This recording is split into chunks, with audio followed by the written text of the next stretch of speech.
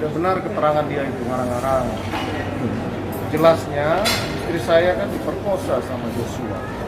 Dan itu sebenarnya nggak menjadi masalah ketika bahwa Pak VS memberikan suatu bukti-bukti konkret. Oke. Yang selama ini kan hanya pengakuan dari P. P lah yang melaporkan pada FS bahwa terjadi seperti yang kita diskusikan ini. Perkosaan itu berarti ada tindakan kekerasan. Kekerasan yang memaksa Bu PC tidak berdaya terhadap kekuatan Y untuk melakukan perkosaan. Nah, ini yang menjadi menarik kan itu.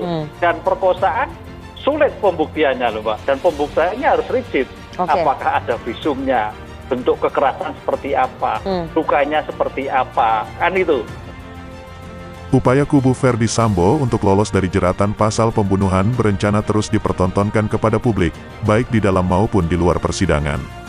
Kisah adanya tindakan kekerasan seksual yang dilakukan mendiang Brigadir Yosua kepada Putri Chandrawati, istri Ferdy Sambo, yang lantas memicu amarah Ferdy Sambo sehingga akhirnya menghukum Brigadir Yosua, terus digaungkan oleh kubu Ferdy Sambo sebagai tameng untuk lepas dari dakwaan pasal pembunuhan berencana.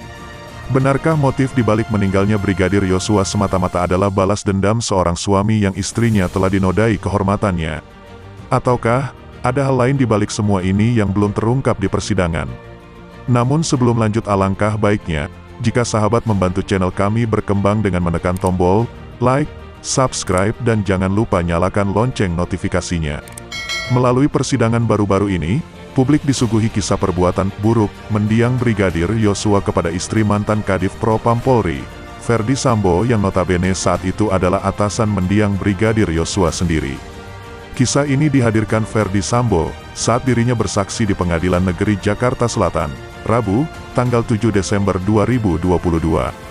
Kala itu Sambo hadir sebagai saksi untuk 3 orang bawahannya, yaitu terdakwa Barada Richard Eliezer, Ricky Rizal, dan Kuat Maruf. Di hadapan Hakim Ketua, Wahyu Iman Santosa, Sambo membeberkan kejadian yang dialami istrinya saat berada di rumah Magelang pada tanggal 7 Juli 2022.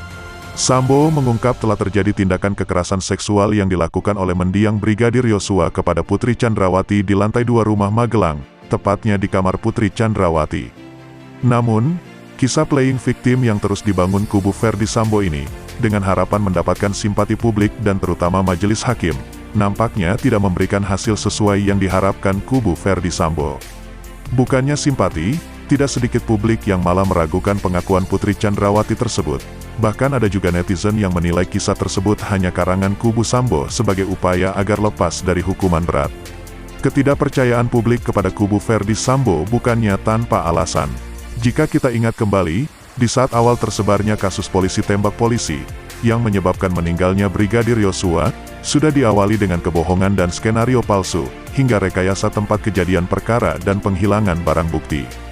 Ferdy Sambo sudah jelas bersalah dengan tindakannya, menutupi kejadian sebenarnya perihal meninggalnya Brigadir Yosua. Namun apakah Ferdy Sambo juga ikut bersalah sebagai otak sekaligus salah satu eksekutor penembakan yang menyebabkan meninggalnya Brigadir Yosua? Sebagaimana yang disampaikan oleh Justice Kolaborator, Barada Eliezer dalam kesaksiannya di depan majelis hakim. Eliezer menyebutkan sebelum terjadinya penembakan, telah ada skenario tembak-menembak yang disampaikan Ferdy Sambo kepada Barada Eliezer di lantai 3, rumah pribadi Sambo di Saguling. Selain skenario, Barada Eliezer juga menyebut bahwa Ferdy Sambo bahkan ikut melepaskan tembakan kepada mendiang Brigadir Yosua, usai ditembak oleh Eliezer. Di luar persidangan, kisah sebagai korban tindakan kekerasan seksual yang dialami Putri Chandrawati juga terus disebarkan oleh tim kuasa hukum Ferdy Sambo dan Putri Chandrawati. Salah satu yang sering kita lihat tampil pada acara perbincangan di berbagai stasiun televisi swasta adalah Febri Diansyah, kuasa hukum Putri Chandrawati. Dalam berbagai kesempatan, Febri tampak begitu gigih membela kliennya, Putri Chandrawati, dengan kisah kekerasan seksual yang dialaminya. Tak jarang Febri terlihat berdebat sengit dengan tim kuasa hukum dari kubu oposisi, baik dengan tim kuasa hukum dari kubu keluarga Brigadir Yosua, maupun dari kubu Barada Richard Eliezer. Apa yang membuat Febri begitu yakin dengan pernyataan Putri Chandrawati? Benarkah Febri mempercayai semua pengakuan Putri? Semoga motif sebenarnya dari kasus ini segera terungkap. Terima kasih telah menonton.